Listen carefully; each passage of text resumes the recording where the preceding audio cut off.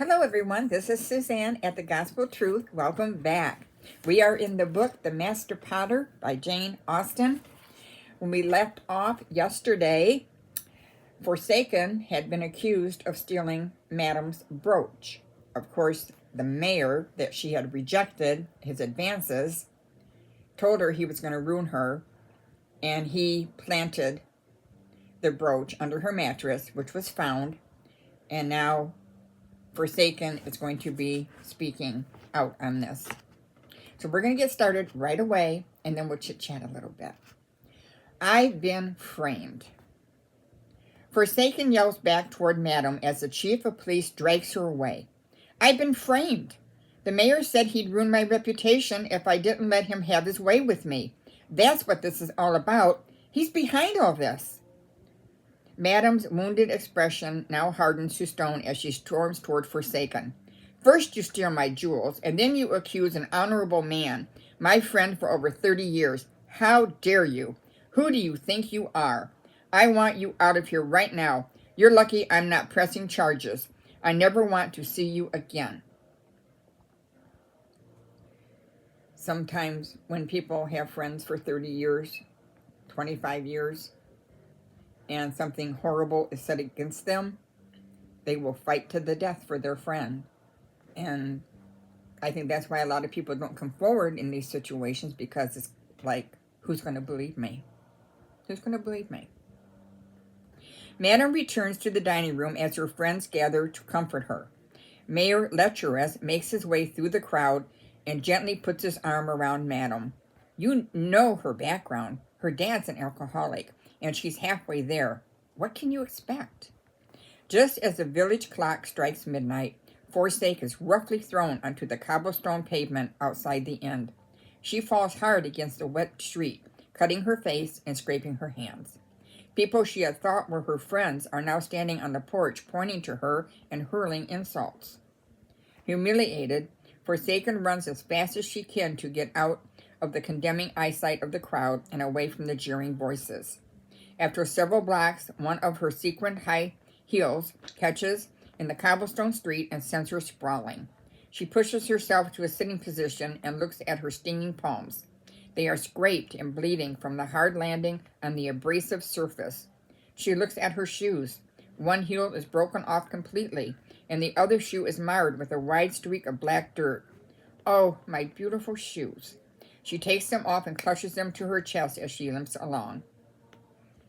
I find it interesting that she's so concerned about, oh, my beautiful shoes. She was once the belle of the ball. Everybody loved her. And now she's ruined. And right now she's bruised. Her palms are scraped. Her heel is breaking completely off. And she just looks at her shoes and, oh, my beautiful shoes. After a few minutes, she arrives at the docks. The sun is setting, and the local tavern is brightly lit and jammed with fishermen looking to unwind after a hard day battling the sea. She walks to the edge of the deserted dock and sits staring at the waves. The day had started so well and was ending so badly. I can't believe it. My life was finally going somewhere. I was making something of myself. My musical career was great, and Madame was mentoring me in the spiritual readings. I was going to become a rich fortune teller just like her. I had a natural gift for reading tarot cards, and now look at me. So she was involved in a lot of things that she shouldn't have been involved in. She was very uneducated in the ways of being a Christian and get on the path to a much better life. She thought that, wow, my life is wonderful. I was heading somewhere. And sadly, she was heading straight to hell. Taking a dark path. Forsaken remembers the time that Madame led her into the opulent parlor with its overstuffed Victorian furniture and heavy brocade drapes. Forsaken sat down on the plush burgundy velvet sofa. Madame gave a quick wink and pulled the drapes back to reveal a dark-stained oak door with a golden pentagram painted on the center. She motioned with her arm for Forsaken to enter. Madame pushed open the door. The room was painted black. and with just one dim oil lamp in the dark room, it took a moment for Forsaken's eyes to adjust. She scanned the room. There were no decorations, a stark contrast from the plush parlor. In the middle of the room was a round table with chairs and a crystal ball. Waiting around the table were the town's most influential people, Major Lesherus, the fire chief, the chief of police, and Pastor Compromise from the country club church. Madam motioned for Forsaken to have a seat at the table. Then Madam seated herself at the head and began the session by picking up a deck of tarot cards. Madam, said Mayor Lesherus excitedly as he chomped on his ever-present cigar, I acted immediately on the last advice you gave me. The business deal with the lumber mill, and the money is still pouring in. Madam, began the pastor, I would like to contact my dead sister, Rachel. I need to know. Madam, interrupted the fire chief, you promised the last time that you'd ask the spirits what I should do about my relationship with my wife. Forsaken was surprised at how they were all in awe of Madam. She watched as they were transformed from the town's most respected leaders into little boys desperate for Madam's attention and advice. So they're wanting to contact the spirits through Madam to find out certain things. Sadly enough, a lot of people are trapped into tarot card readings and mediums and spiritualists today, and we are explicitly told in the Bible, do not touch, do not taste, do not follow those things. Later that night, Madam shared with Forsaken that she was one of the most respected spiritualists on the whole seacoast. Many wealthy people travel great distances and spend huge sums of money for my advice. Forsaken, I can teach you my trade. Someday when I'm gone, you can carry on the family business. Forsaken nodded her head. She, too, was in awe of Madam's powers. She felt powerfully drawn, seduced into a new world of knowledge and power. Oh, yes, I'd like that very much, she said, looking at Madam. But Forsaken couldn't see the gnarly black demon with yellow eyes wrapped around Madam's neck, whispering evil revelations in her ear. And that's so true. A lot of people don't see that. They want to know the future. They want to contact the dead. They want to know if they're going to do well. Well, we're not told to do that. We're told sufficient is the day and the evil thereof. We're not to worry about tomorrow and want to know future things. And Forsaken is just eating all this up. Antagonist. Where will I even spend the night? I've lost my room at the inn. I can't sleep here on the docks. Where can I go? Forsaken startles at the sound of breaking glass. She looks up in time to see a huge, burly fisherman crash through the front window of the tavern and land with a thud on the cobblestone street. At first she thinks he's dead, but he eventually staggers to his feet. Forsaken is repulsed by everything about him. His dirty work clothes, the cuts on his face, and his drunken mannerisms. He reminds her of her dad, just the type of man she was trying to leave behind. She looks at her scraped hands and laughs cynically. I guess I don't have to read my palms to know what my future holds. Standing from the dock, she smooths her hair and rubs the tears from her eyes. It's only temporary, she lies to herself. Then she kicks her much-loved shoes into the water. I'm no lady tonight. Limping off the dock, she hurries to catch him. Hi, I'm Forsaken. His glazed eyes looked her slowly from head to her bare feet and then fixed on her cleavage.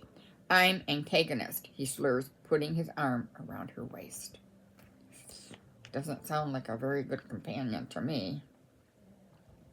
Suicide assignment. As the vision fades, Forsaken smashes the mirror against the wagon wheel, weeping hysterically. I hate them all. It's too painful. If I don't get a drink, I'll lose my mind. Digging frantically through the rubbish, she picks up wet, rotting garbage by the handful. Finally, she uncovers an old whiskey bottle. Hands shaking, she presses it to her cracked lips and sighs with relief when a few drops slide down her parched throat. Shaking the bottle, she tips it up again, but fumes are all that's left. Demonic figures move in and out of the murky shadows. Tormenting spirits of self-hatred and insanity continue the taunting flashbacks. The powerful talons of addiction plunge deeper, racking her body with cold sweats and painful spasms. Frustrated, she angrily throws the empty bottle toward a discarded barrel. The huge gargoyle-like figure of Suicide gurgles with evil delight as he approaches. At the same time, Forsaken's guardian angel draws closer. The sudden approach of this glorious, angelic being startles Suicide's demonic ministers who have readied her for the kill. Like neighborhood bullies, they jump up and down in rage, cursing. You can't have her, she's ours. The angel, drawing his sword of fire, boldly declares, You vile, deceptive spirits, you do not have permission to take her life. Suicide spews angrily. Just watch how we whittle her down. It won't take long now. Madame False Destiny opened a spiritual door in Forsaken's life. We'll kill her before she goes to your master. It's too late. Madame conjured us up as a curse to destroy her because she knows too much.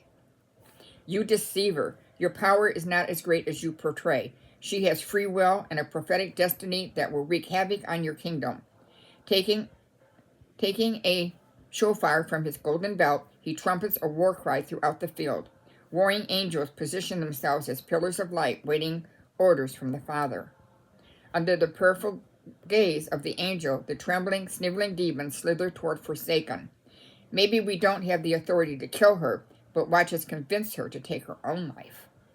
The dark spirits whisper in Forsaken's ear. You're just what your dad always said you'd be, a loser destined for the potter's field. You ought to end it all before the master potter destroys you. Either way, you're dead.